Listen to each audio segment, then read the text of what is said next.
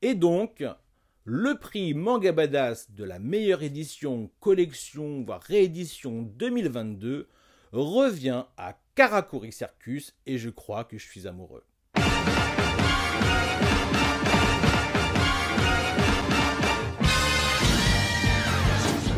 On arrête de se tripoter et on attaque les sous-catégories avec le prix du manga de sport, encore en cours de parution ou terminé en 2022. Les nominés pour le Manga Badass d'or sont nombreux, comme quoi les mangas de sport ont encore de l'avenir devant eux. Alors pour tout vous dire, je ne suis pas à jour pour Chihaya Furu. Donc ça fausse un peu la donne, mais entre nous, de toute façon, ça se joue entre 3 titres. Donc les nominés sont Welcome to the Ballroom de Tomo Takeuchi. Alors j'adore cette licence pour son dessin, son dynamisme, son approche de la danse de salon de compétition et ses petits airs à la hippo par-ci par-là. Hélas, son rythme de parution porte vraiment préjudice à l'œuvre, la frustration a pris le pas sur l'attente, ce qui fait qu'il ne m'aura pas marqué en cette année 2022 et pourtant il avait tout pour remporter le titre. Initial D de Suichi Shigeno.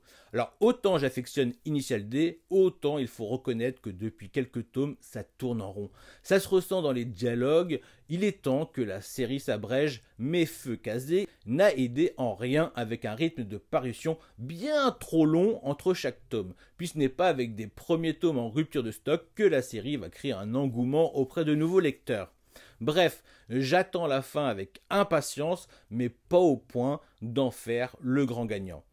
Sont aussi nominés Yawara de Naoki Urasawa, Blue Lock de Yusuke Nomura et Munyoki Kaneshiro, ainsi que Inomaru Sumo de Kawabata, car ce sont des séries que j'aime beaucoup, mais bien que je sois à jour dans mes achats, je ne le suis pas dans mes lectures, ce qui pour moi est un indicateur que je ne peux pas prendre à la légère et qui fait toute la différence avec les 3 autres séries qui restent.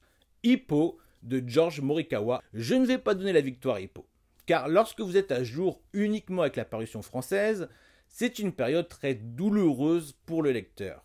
Bien que pleine de promesses, ce n'est que plus tard, et donc en 2023, que les lecteurs à jour avec l'édition de Kurokawa se rendront compte que ce choix du mangaka va payer pour le renouveau de la licence. En vrai, elle devrait être hors compétition d'office. Mais en l'état, je ne peux pas le considérer comme le manga de sport ayant marqué l'année 2022, même si je fais tout pour le promouvoir dès que j'en ai l'occasion. Et à chaque fois que vous me témoignez les effets de la propagande sur vous, j'en suis ravi. J'en suis ravi de vous compter dans la famille restreinte des collectionneurs du manga Hajime no Ippo. Et ce ne sera pas non plus le manga EQ, même si je suis fan de comment le mangaka a géré la fin de son manga. Il ne nous a pas sorti une ellipse sur les 3 dernières pages, mais bien sur les 3 derniers tomes.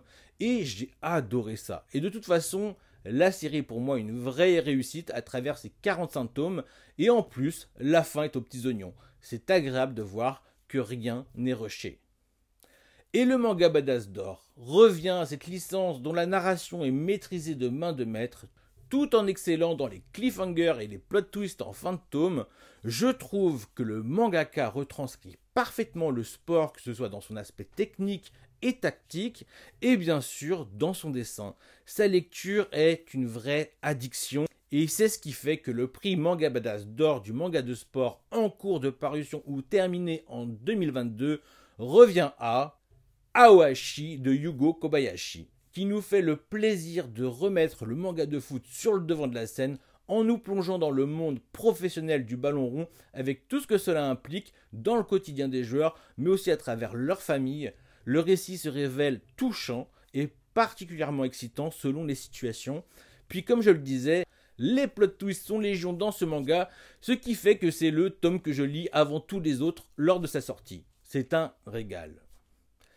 Et pour le titre de manga de sport sorti en 2022, alors j'aurais aimé nominer MMA de Hiroaki Endo. C'est un titre dont j'ai espéré la réédition avec tant de ferveur que pour moi, il a marqué mon année 2022. Mais c'est une réédition et quoi qu'il en soit, avec ces 2 tomes sortis, ce ne serait pas suffisant pour remporter le titre cette année, mais pour sûr que 2023, il fera partie des favoris.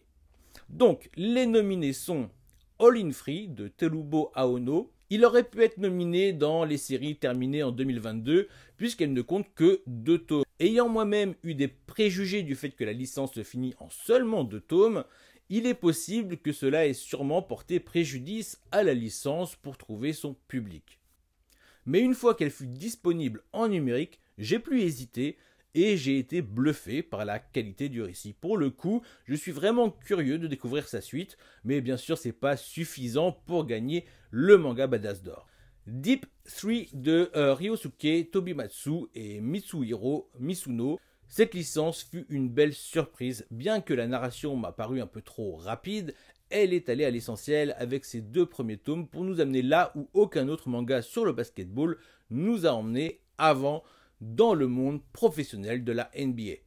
Puis j'ai bien aimé l'approche un peu seinen que l'on retrouve dans ce manga de basket façon Aohashi et qui peut se montrer parfois très touchant. Mais moi, de toute manière, les mangas ou animés de sport me rendent hypersensible.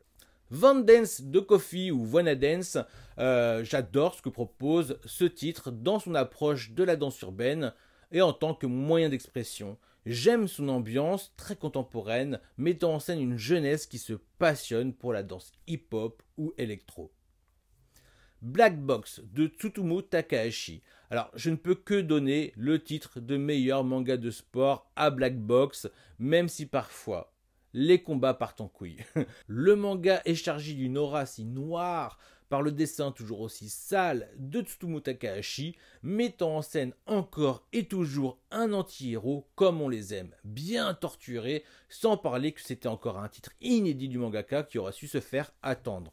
J'aurais adoré que le titre soit édité en grand format dans la collection Pika Graphics aux côtés de Détonation, du même auteur, mais il faut reconnaître que son édition est suffisamment qualitative pour m'avoir convaincu de privilégier sa version papier à sa version numérique.